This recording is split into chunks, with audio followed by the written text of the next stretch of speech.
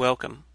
I'm Sebastian Mahfoud, and you're listening to WCAT Radio, the on-air wing of En Route Books and Media, bringing you the dulcet sounds of Catholic wisdom. Hello. Today we are going to have our friend whom will be sharing with us some ideas, some concepts about abortion. She will be introducing herself and she'll be having a lot to tell us about abortion, as in what are the causes for people to do abortions, and what are the side effects, and what should we really be doing, or what should we do to make sure abortion either proceeds or abortions end. So it's an open table discussion whereby this friend of ours, as she'll be introducing herself, then next we shall proceed with the topic. You're welcome. Thank you. My name is Zahra Salehe. I work as a CEO of a non-government organization called ICAO, Integrating Capacity and Community Advancement Organization. And I'm a development activist and a change maker in my community. Thank you so much for having me today. Wow, thank you so much. We are very happy to also hear from you today. And indeed, we are doing our interview today from the city of Dar es Salaam. So she'll be telling us how her organization is helping people, how her organization is helping the young ladies or the young women in the country, and later she'll proceed with our topic. You're welcome, Zahra, and I'm very happy to have you here today. Thank you very much. So you can proceed telling us as how your organization works. Okay, my organization works with youth empowerment in different areas like leadership, economic empowerment, environment, and gender equality. We work with young men, adolescent girls, and young women. And most what we do is do awareness programs in different areas, like how equality is important for us, like breaking the cycles of gender inequalities, and how our generation should change it for the sake of our own sustainable development. And we also work with them with programs like financial literacy programs, trying to empower young women and the entrepreneurs in our country to grow from being small entrepreneurs to a certain point where they can really find their business going up. So it's most importantly the environment areas, the leadership, the economic empowerment where we do financial literacy programs, and the gender equality, how we can break the ceilings that are hindering the girls' development and feeling as equal partners to our community. Okay. Yeah, thank you so much, Zahra. That's very great of you, and we are very happy for your efforts, and we believe that in the near future more ladies will be reached by you, and they will have really experienced the changes. We see in our communities today, especially women, they do not really have that much abilities or knowledge or capacity to deal with their finances, to deal with their businesses. So if you are really trying to reach them out, that means it's really pushing the changes. They say if you educate a woman or a lady, you have educated a society. Yeah, exactly. So that's very great. We are very happy about that. All the same, today we will be discussing one of the very controversial matter or agendas we are having or facing today in the world. In recent years or recent days, we have had the community, the international, the local communities and staffs in the regional communities really trying to advocate some of the matters, including LGBT's rights, things of abortions, and we have seen even there are some international conventions and some states that have legalized some of these things. So you find in a country like Tanzania, things like LGBTs or the lesbian issues, they are really not allowed. But we are having pressure from international arenas, from international bodies, to make them legal in our country. So the same as we have said in abortion, we are facing the same thing. So today we will be specifically going to discuss about the issues of abortions. And I'll start by asking you this question, as you may share to our listeners. what is your perception about abortion? How would you take it? How would you define it? How would you find the methods used in the abortions? So now that you can share to us, what's abortion according to you? Do you think is right or wrong? To me, abortion is wrong, and to me, it's like somebody trying to remove, like, eradicate one mistake for another mistake. I say. Most of the times, somebody thinks, or this woman thinks they've made a mistake, but then they're solving it or correcting it by making another mistake. And for example, why we work with women to empower them financially, because we want them to have this economic freedom.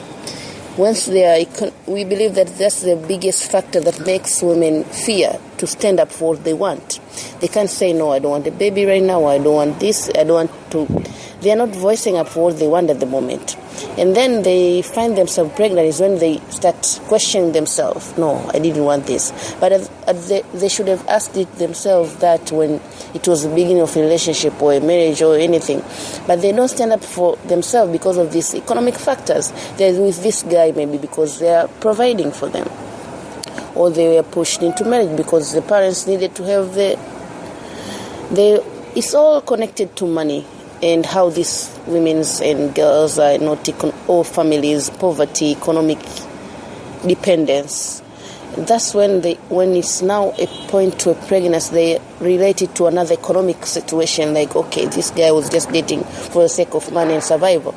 And then having this kid will make this guy go away, and I'll have two burdens, myself and the kid. So they're correcting a mistake by another mistake. And in the center of all that is economic independence of themselves and how they can decide things from the beginning and value it, question it before anything. Anyway, I see that as one of the very, very great factor causing people to go into abortions, as they had conceived out of their own. It's not out of their own will, but because of the factor of economic matters, economic status. That's very right. Now, there are also other causes, as we have said first. Okay, this can be related or can be junctured to so many others. Now, if we go specifically, there are some who are maybe relatives, and you find they fall into relationships which are illegal, immoral, and in fact, they are totally not allowed to do that. But because of their own weaknesses as human beings or what, they found themselves into this crisis. Now, in cases like these ones, what do you think? Should these people proceed towards abortions, or these people should be helped as in no? Still, the baby who is there is very innocent, and we should not do abortion. So, as in, for you, what's your perspective? What's your perspective about this? For me, it still goes back to not solving correcting a mistake for another mistake. It was a mistake once. I think it's us getting to a point and being able to critically think about things and decide critically, and not taking granted taking granted the situation. Like this, they've made a mistake, their relative, or it's a wife who cheated on her husband, everything. But then you don't take for granted the situation, thinking of other people and not thinking of the human inside you. How will they see me? How will they judge me? But the bigger picture there is that you human growing inside you. So we shouldn't take for granted that this is a mistake, I can just take it. Then most of the women think they can abort and get another baby in the future. It's not anything, this is not even a living yet. That all those things are taken for granted.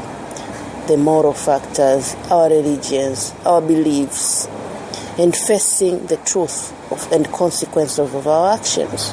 It should just come to a point when we all become responsible and accountable for things we act on or we do, and end of the day critically decide and not run away, because deciding to abort out of such situation is being a coward and trying to hide what you did, but it will still eat you up every day of your life. You can't sleep on that without thinking about it. Exactly. So we should just be able to critically think and be accountable and face all the consequences and think of the bigger picture out of any decision. What's more important, people talking bad about you, people harassing you, or the baby inside you? What's more important? What's more big? What's more moral than that? That's very right. Yeah, I'm really picturing what you are really trying to say, as in we are really trying to deal with their problem by solving this problem by creating another problem. As in, you are aborting to hide the truth, but still at the same time, you are killing yourself psychologically. And beyond that, you can even kill yourself. Because they assume a person who is doing these things secretly, do you think this person will really be able to use safety methods or safety measures for all this? So at the end of the day, you find you can even kill yourself. So the greater chance there for both of you even to die is really standing than even for one of you to survive. So I see one of the things also which comes in as an effect is psychological problems, other health or physical injuries and all that, which is very bad. So anyway, maybe one more thing we may also try to figure out. Do you really know any methods, maybe some local methods used for abortions, and maybe their side effect? At least we can share maybe one or two if you have any. Not really, but I have only heard of there's these leaves or grapes, they are local from a certain trees, which they boil and then drink. I can't tell the leaf exactly more, but something like it's supposed to abort a bit, but when the pregnancy is still very much young. Okay. It's when you drink because it's too bitter, and it can really? The moment you drink it, just few hours you start bleeding. Seriously, that's the local method I know. And once I heard of this woman, this girl died because they're trying to use stick then a lot of blood. And this local person was putting the stick, a piece of wood, trying to insert it inside. Yeah. Oh Jesus! Just Christ. Like knocking the uterus to think that it will open and the pregnancy will fall. Okay. So this girl actually died. I don't remember when was that time, but that was very weird. Why was this person even thinking that is possible? But then you can see it's just a desperate moment calling for a desperate action. I see. Yeah, so now I see people have been doing this using very, very dangerous methods. But now one of the causes as to why they're doing that is because they're desperate. They are confused. They do not know what to do, where to go, and how to go about the situation and the life after that. So now I find the reasons as to why we should really have an organization whereby people can really be supported, people can be given advice, people can be morally directed as in, fine, this has happened as a problem, but still you can't kill yourself because of this. You cannot kill another person because of that. Because in the world we are facing a lot of difficulties, a lot of challenges. Instead of losing hope, we should find a way for us to keep on living with hope. And sometimes I've been saying, when you become open, it really helps you than when you hide things, because they'll keep on killing you inside and you can make any decision to even kill yourself. But the problem has been this.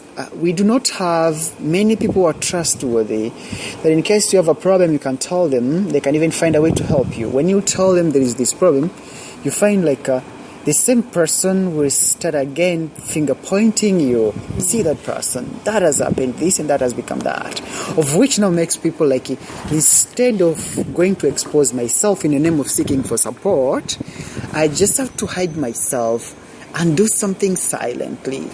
So you see, now, what do you think around your community, around the families and all that, where the weakness comes from, and at the end of the day, people do not find support to tell people, to tell the families? What do you think is the problem? Is it our culture or what? If you ask me, and what I've also been, as with my organization, trying to prepare a program or a project, what we've realized is our communities, our societies are full of judgment and lack of acceptance. Like, this has happened. Let's face it. Let's accept it. Me being a mother of this child who got pregnant, me being the father, me being the sister, accept it together with her and walk with her, give her a shoulder. She already made a mistake. How do we take it from here? But the society is full of judgment to a point that this person who made a mistake finds herself alone, as if she's the first person to make that mistake, as if she's the first person who has gone against all rules, has broken everything. She's not worth anything. So the society is full of judgment and none of acceptance of things, of people who have done different, of things who are not as understanding or as smart or as they think they are. Accommodating everyone and accepting that we all exist in the same space. You could be smart. You made your career or your life by being critical, and everything is actually very smart, it's looking good, and you're perfect outside and inside, wherever you think you are, but you exist with another person who maybe is not as smart as you are, who maybe is not as fortunate as you are, who maybe made a slight mistake. If we could all just reduce the amount of judgment we give to other people, as if we are not wrong ourselves, people wouldn't feel the need to actually want to hide so much. Would actually just repent and say, I was wrong, guys, but I'm here.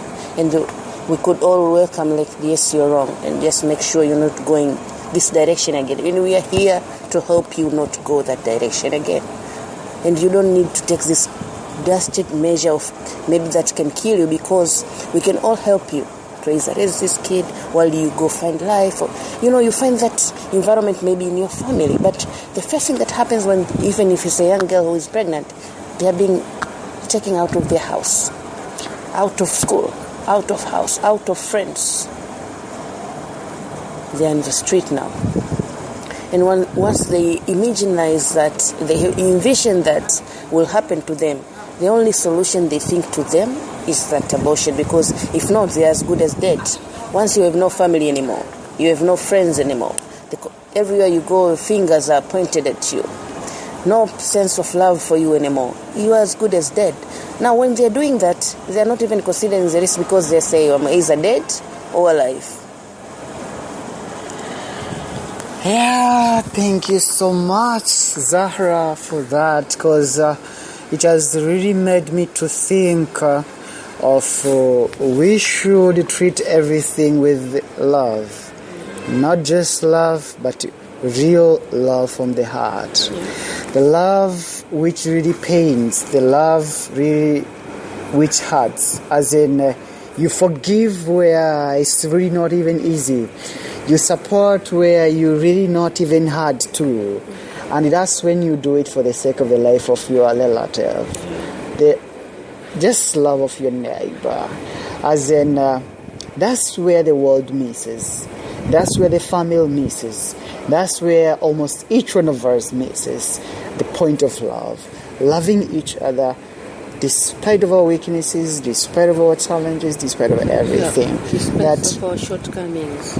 Exactly. That's very, very important. And I've really taken a note, as in, if you really treat someone with love as, okay, you have done this is very wrong, it was not supposed to be done. But as for the sake of life to proceed, as for the sake of happiness, and beyond that, because I just want to show some dignity, some love towards you and all that, I should forgive you. And when you forgive, everything goes well. So it's something which I've really noted and I've really quoted, that for the life to move on, despite of all these things, it will solve so many killing. It will solve so many deaths. As in, because you love this person also will show love to the other one. The inborn, the one who was not even born. And I feel like, I should not do abortion. But if there is no that love, someone can do abortion, killing the kid or killing both of the two or that. Now, what do we gain out of that? So I think the thing is, when we love, the world will change. People will have time to reconcile and find a better way to live forward. I think sometimes when they feel like, if I forgive this person will proceed doing nasty stuff. It might not be right, and that is being so negative. But trust me, love can change. So that's a very, very great point. Now, so maybe what would be your further advice or your more advice towards prevention of these unnecessary pregnancies, and all the same to avoid abortions later? What should people do to keep the morality in them? Like for the Christians, especially the Catholics, they are not allowed to use, or we are not allowed to use contraceptives even. I don't know, with your faith, you can just talk about it. But for my faith, contraceptives are not allowed. We are only allowed to practice natural birth control, natural birth planning, and not contraceptives. What's your perception about that? How should people go about avoiding unnecessary pregnancies and abortions? Oh, okay. Always we can say prevention is better than cure, right? Yes. But then prevention in terms of what? If you ask me, I would say, let's get back to our moral, our beliefs. We've been guided by our books. I'm a Muslim. The Quran tells you everything. As you said, you are Catholic. There are a lot of things that we are forgetting and we're leaving behind, and now we think we can decide about things ourselves and forget the moral stuff, the beliefs, the power beyond us. Like now we have parents who doesn't even they're too busy to even notice what's going on with their children. And these are young girls. They feel so lonely, and in the hands of boyfriend they think they're safe. End of the day, they are pregnant. Now we have parents forgetting about their children. We have married women, forgetting about their vows and cheating. Same as men, but they're cheating. This is person forgetting about their morals, right? Now we have girls being raped, women being raped. That's a human being raping another human being. And not even thinking of the consequence of the baby. I don't know what he's been possessed or what, but some morals, some rules, the power above us were forgotten. And that's the best prevention we could ever have. If we could all just go back and seek for that. Find the love in our hearts. Find the genuinity, the sincerity back. And live by those rules. That's the best prevention I can say we can have.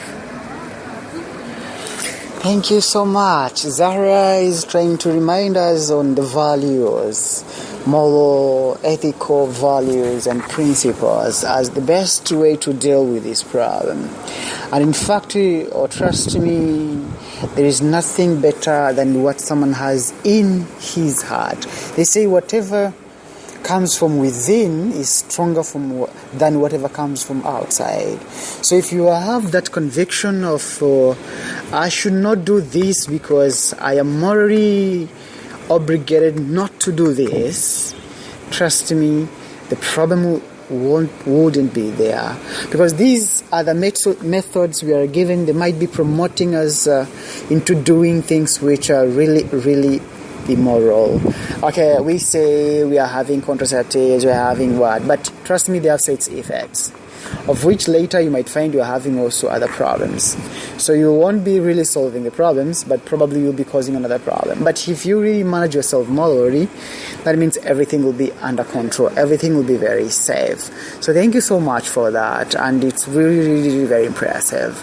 Anyway, before we close up our session, I would like to ask you now to give us a comment, anything you would wish to tell the world about this, be it in Africa or in outside Africa, in America and in other places.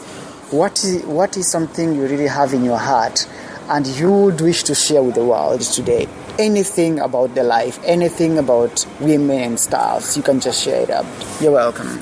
Thank you very much. The thing I always say is I wish to be empowered as I empower others. If only the world today would believe in one another's uniqueness, one is another's power, and really depend on one another as equal partners, men and women, acting as equal partners, pushing agendas, pushing development, leaders working for the sake of the public. I mean, everything is just love. No hidden agendas, no hate, no dramas. We just empowering one another. I would just be like Pastor King's song, let's heal the world. Spread the love and heal the world. I love that song. It says a lot. Yeah, I think that's all. Wow, that's a very simple message. As she did say, spread the love and heal the world. Heal the world and spread the love. Heal the world and spread the love. Yeah. That's very, very true. So we are called today to stop acting immorally. And we are not doing this to condemn any other person, maybe whoever has ever done abortion or is planning to do that, or whoever has ever done anything. But it's a call for us to love each other. This is not segregating or putting or having boundaries among this and among that, between these and those. But it's a call for all of us as a world to come together and to try to rethink, reshape and replan again. How should we live? How should we go about? Because maybe you have ever done that. We can't condemn you. We can't judge you. We can't take you off. We are calling you to come and share with us your experience. Share with us what made you to do that. And at the end of the day, to have a common solution, which is loving each other, which is serving the life. So thank you so much, Zahra, for you being here with us today in the WCAT radio. We are happy to share with you, and I'm really, really wishing you best of luck in your organization. Thank you. Probably we are going to share some more in the years to come or days to come. So I am wishing you nice preparations for the events coming towards the end of the year. May God bless you and see you next. Thank you. Okay, our listeners and our followers, we have been having Zahra today, and she has shared a lot of great message. I hope you have loved it. Thank you so much for listening, and we will be meeting again. Thank you and God bless you. Hello, wapendwa wasikilizaji wa radio yetu ya WCAT. Leo tena tutakuwa na mwendelezo wa kipindi chetu cha kujadiliana kuhusu mambo ambayo yamekuwa yakisumbua jamii yetu, yamekuwa yakisumbua dunia, ambayo kwa upande mmoja au mwingine yamekuwa yakionekana ni matatizo katika jamii, lakini pia yamekuwa yakionekana kama makosa ya jinai au tunaita kama social crimes. Moja ya matatizo hayo ni kama utoaji mimba au abortion. Basi leo tutakuwa na mmoja wa ndugu zetu ambao wangeweza tutashirikiana naye katika kujadiliana, je, nini sababu ya utoaji mimba? Ni njia zipi watu wanazitumia katika utoaji mimba, lakini pia tukijaribu kuona tunaweza kufanya nini kwa ajili ya kukomesha swala hili. Basi naomba nimkaribishe mpendwa wetu ambaye tuko naye leo ili aweze kujitambulisha, alafu basi baada ya hapo tutaendelea. Madam Veronica, karibu. Asante sana. Ndiyo, basi karibu ujitambulishe. Wewe ni nani, uko wapi, na basi kutoka hapo tutaendelea. Asante. Mimi naitwa Veronica Emmanuel. Niko Dar es Salaam. Okay. Basi ningependa utushirikishe kidogo juu ya uelewa wako katika masuala haya ya utoaji mimba. Je, unafikiri utoaji mimba ni nini? Utoaji mimba ni kwamba mtu anakuwa tayari mjamzito, anakuwa ana mimba. Ndio. Alafu anaitoa kwa hiari yake. Okay. Kwa hiyo lazima kuwe na hiari ya mtu mwenyewe kufanya kitendo kama hicho. Kama nikitoa, niamua nikitoa, na kutoa kutokana na matatizo labda wakati wa ujauzito inatoka tu kawaida. Okay. Lakini kuna nyingine sasa kusema kutoa mimba ina maana anatoa kwa hiari yake, anaamua atoe. Ndio. Unafikiri ni kwa nini watu wanafanya vitendo hivi? Wengine unaweza kukuta labda kwa mfano mwanafunzi ndio anaona kwamba nikibeba hii mimba labda hii sijaolewa, ndio imetokea bahati mbaya nimepata hii mimba, ndio na kama nitakuwa mjamzito alafu nizae tena nitakuwa siwezi kuendelea na masomo, ndio anaamua kufanya hicho kitendo. Okay. Kwa wengine pia tena unaweza kukuta hata ni wanandoa wenyewe, ndio mwanamke amebeba mimba, amepata mimba labda kutokutarajia, ndio anaelewana na mwenzake, wanafanya hicho kitendo. Sasa kumbe basi inaonekana vitendo hivi vimekuwa vikiendelea na vikifanyika sio tu kwa watu walio katika mazingira pengine labda ya kutokuwa katika ndoa au labda kutokuwa katika maisha ambayo yanawaruhusu kuzaa. Wengine wako katika maisha kabisa ambayo yanawaruhusu kuzaa na yanawaruhusu kulea watoto, lakini basi kwa sababu tu binafsi za kuona kwamba wao hawahitaji, wanaamua kufanya kitendo hicho. Japo hayo wanafanya. I see. Pengine ndio unaweza kukuta labda msichana ndio amepata labda mume, ndio kwa naye kwenye mahusiano ya kimapenzi, ndio alafu anakuja kupata mimba. Kuja kupata mimba labda huyo mvulana labda anaoa mwanaume, anamkimbia. Shamkimbia, anaanza kufikiria nitaishije na hii mimba, nishazaa mtoto takuaje, labda mazingira nilionayo hayaniruhusu, ndio niko nyumbani labda watanifukuza, anaanza kufikiria yani maisha yake ya baadaye yatakuwaje. Okay. Utaona kwamba ni changamoto, ndio ndio naamua atoe. Okay. Kwa hiyo hizo basi pia ni changamoto za kimaisha. Wakati mwingine mtu anaona kwamba sasa mimi hili limekuwa ni tatizo kwangu, pengine nilifikiri nitakuwa na mtu huyu angeweza kunisaidia tukamlea mtoto pamoja. Lakini pia akitazama anaona kwa upande mwingine familia nayo inaweza ikamkataa, kwa hiyo anaona kabisa ni kama atatengwa, atabakia na matatizo na msalaba mkubwa. Okay. Sasa pengine labda kuna mambo mengi, kwa mfano kuna watu wengine tulikuwa tukishirikishana katika kipindi kilichopita, na mmoja wa wale ambao tulikuwa nao alisema kuna wengine unakuta wamebebeshana ujauzito wakati wakiwa wao ni ndugu. Kwa hiyo wanaamua namna ya pekee ya kuweza kusurvive au kuficha ile aibu ni kutoa hiyo mimba. Kwa mfano kwa mfano labda huyu amemuoa, mimi nina mdogo wangu, alafu sasa yule mdogo wangu ana mke wake, au mimi nina mke wangu, then labda nimekwenda safari, alafu inatokea mdogo wangu anakuwa na mahusiano na mke wangu, then inatokea anapata ujauzito. Sasa wanaanza kujiuliza, hapa tutajitetea vipi? Hapa tutasema vipi? Na ukizingatia kimsingi inaweza ikatokea mtoto akatoka anafanana kabisa. Kwa hiyo sasa hapa itakuwaje kama atatoka anafanana? Kwa hiyo unaona mawazo na maswali yanakuwa mengi, wanaamua kufanya kitendo kama hicho. Sasa je, unafikiri kwa mazingira kama hayo labda tunaweza tukafanya nini? Kwa mazingira kama hayo kwa ndugu, kwa ndugu. Ndio. Ndio hayo nayo yanatokeaga. Ndio. Sasa wanaona kwamba kama nitokea kitu kama hiki alafu wameficha. Ndio. Wanasema hii itakuja sasa kuwa ya aibu au italeta mafarakano kwa ndugu. Ndio. Bora tufanye hivi.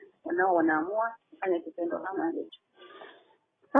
Ninaona kuna baadhi ya mazingira ambayo kwa haraka ukiangalia kabisa unaona yanaruhusu kitendo kama hicho kufanyika.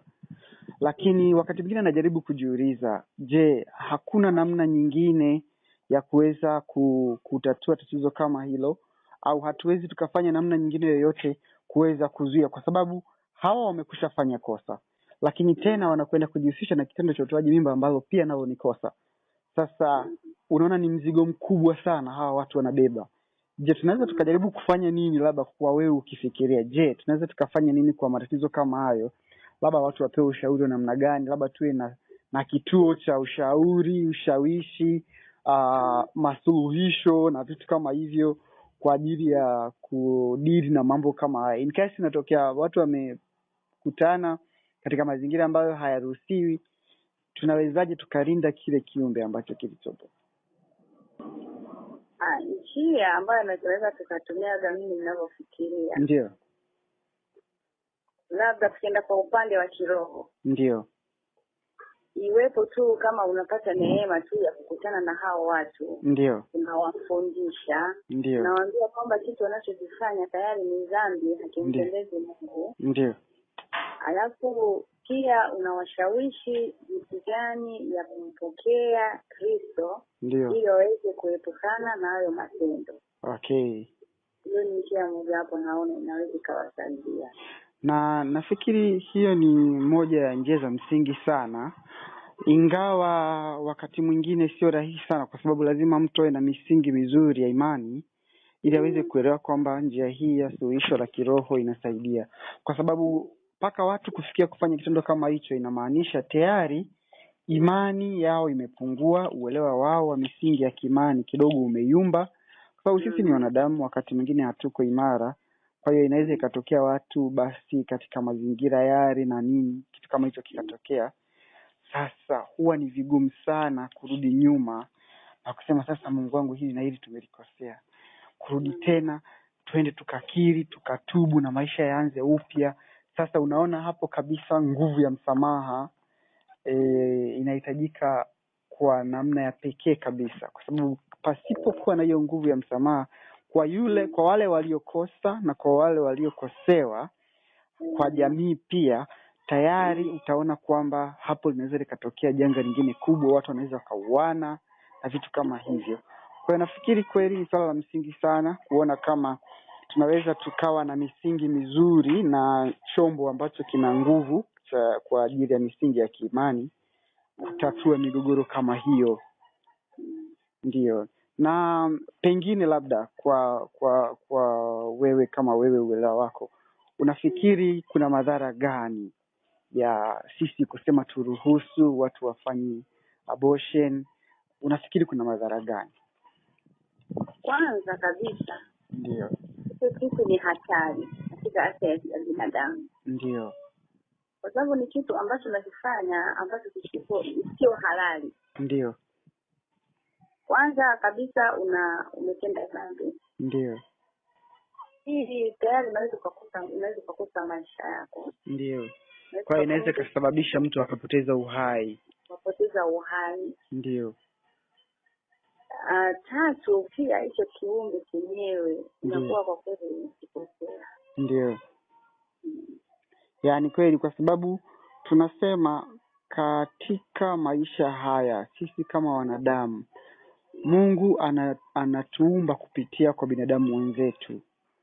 Kwa hiyo yeye anaweka nafsi yake ndani yetu. Kwa kumuondoa uhai yule kijana ni sana kumuondoa Mungu katika maisha yako. Na pengine inaweza kuwa na madhara mengi. Unaona wengine anapata, inakuwa ni kama laana, hapati watoto tena. Sasa unakuta wengine anapata kama ulemavu. Ndio.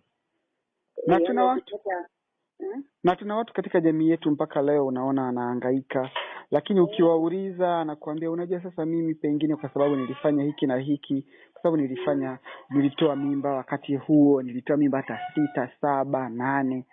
Najua sasa. Na mwingine anatoa si kwamba labda yani ile imetokea Wala wakasema sasa hapa yani sina jinsi, wala katika hali ya kuchanganyikiwa na kutokujua afanye nini, akaamua kufanya hivyo.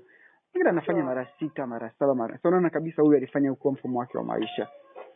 Kitu ambacho nafikiri mtu kama angekuwa vizuri kiroho, basi moja ya vitu ambavyo ni vya msingi sana angeweza kufikiria kwamba hapana, hili swala sio nzuri. Na kuna wengine wanasema wanafanya hivyo kwa sababu ya ugumu wa maisha. Yani anaona sasa siwezi kuja kumlea huyu mtoto, gharama za maisha, siwezi kumpeleka shule, siwezi kufanya nini. Kitu ambacho mimi nafikiri si sawa sana, kwa sababu kweli maisha ni magumu. Lakini kila kiumbe Mungu anapokiumba kinakuwa na neema zake na baraka zake, na Mungu alikipangia vitu fulani. Kwa nini watu waendelee kufanya hivyo? So unaweza kuona madhara yake kwa wengi ni makubwa, na wakati mwingine watu hawayaoni moja kwa moja, lakini baadaye basi wengi wanakuja kujutia. Unaona mtu anahangaika kila siku, anajutia akisikia tu kutoaje mimba, anashtuka, anafikiri ni yeye kasema na nini. Ndio. Kwa basi inaleta madhara ya kisaikolojia pia. Okay. Je, unafikiri sasa tujaribu kufanya nini, labda kama jamii, kama Wakristo na kama jamii ya watu wengine wote, unafikiri tufanye nini kupambana na mambo kama haya? Kama Wakristo au kama jamii, ndio nafikiri kungekuwepo wanasema ni taasisi au nini kama ya kuvipinga. Ndio. Ya kupinga hicho kitendo kinachofanyika. Yaani watu wasimame kabisa, wasipige vita. Okay. Sasa kwa mfano, umesikia kumekuwa na mashirika mbalimbali ya kimataifa, na kumekuwa kuna mikutano mbalimbali ya kimataifa, na hata sheria zimepitishwa mbalimbali za kimataifa. Ukiangalia kama kuna inaitwa Maputo Protocol, ni kikao kilifanyika huko Zambia, na wakakubaliana kwamba moja ya haki za msingi sana za mwanamke ni kuruhusiwa kuwa na hiari ya kupanga muda gani anahitaji kuzaa, muda gani anahitaji generally kupanga uzazi, na hata kama akipata ujauzito muda ambao hahitaji, awe na uhuru wa kufanya abortion, awe na uhuru wa kutoa mimba. Sasa kumekuwa na pressure kubwa kutoka katika mashirika ya kimataifa, hasa kwa nchi ambazo zinaendelea, kutulazimisha nchi ambazo zinaendelea kukubaliana na swala la utoaji mimba. Sijui wewe unaonaje hilo swala? Taifa kama Tanzania likubali au tufanye nini ukilinganisha na misingi na tamaduni yetu ya Kiafrika? Kweli kwa upande wangu mimi naona ikikubali. Kwa sababu sasa tumejiingiza kwenye janga. Ndio.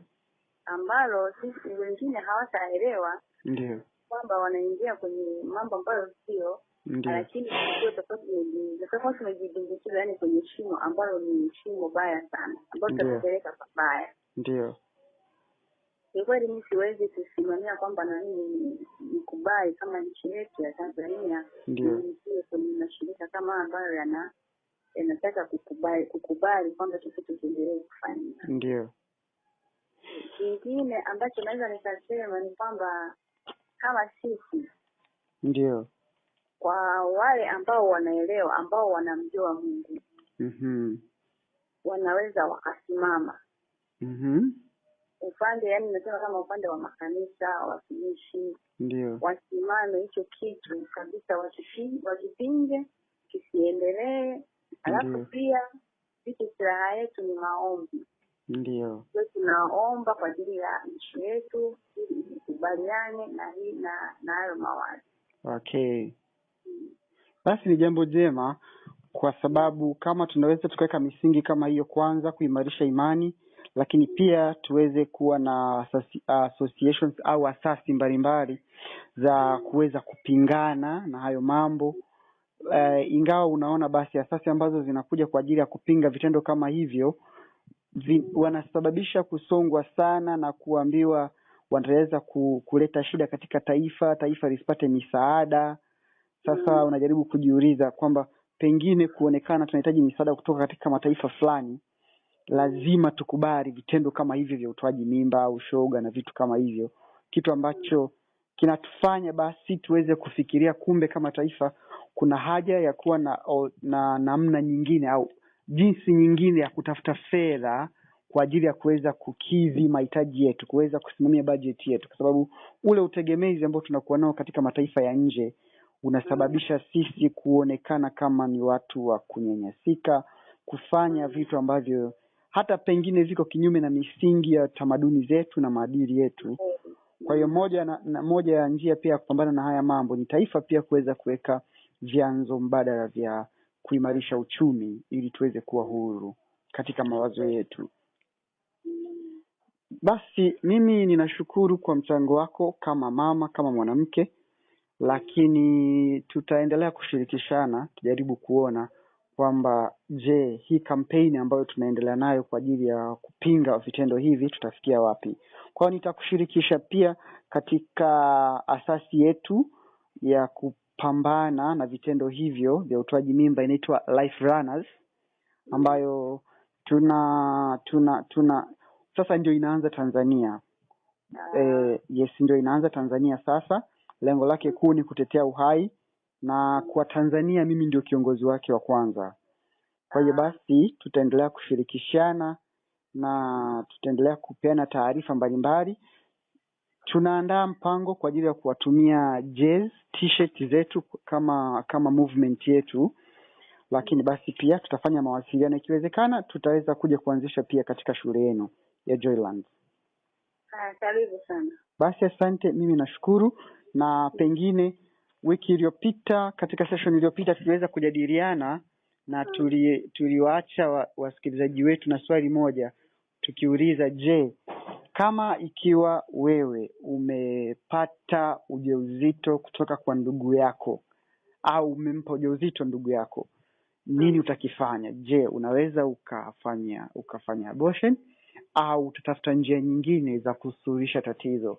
Basi bado tunaendelea na swali hilo, na pengine nafikiri wiki inayokuja tunaweza tukakutana tena tukajadiliana tuseme nini juu ya hilo swali. Labda kwa wiki hii ningependa kuongeza swali lingine ambalo ni swali la msingi, na katika kipindi kinachokuja tunaweza tukajadiliana, labda tukikaa mezani hivi tunaweza tukaongeza na ndugu zetu wengine tukajadiliana. Je, ikiwa ni binti wa kike amekutana na baba yake kimwili na akapata ujauzito, hawa watu unawashauri wafanye nini? Kwa hiyo basi tutakapokutana wiki ijayo tutajadiliana tena kuhusu hili swali au maswali hayo na mengine yatakayo kuwepo, ili tuone basi tunapata mwafaka wa maswali hayo magumu kwa namna ipi. Basi nakushukuru sana Madam Veronica, Mungu akubariki na nikutakie Jumapili njema. Amina.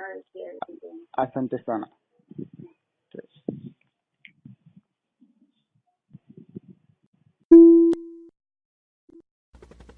We hope you enjoyed the program and will join us back for another show on WCAT Radio.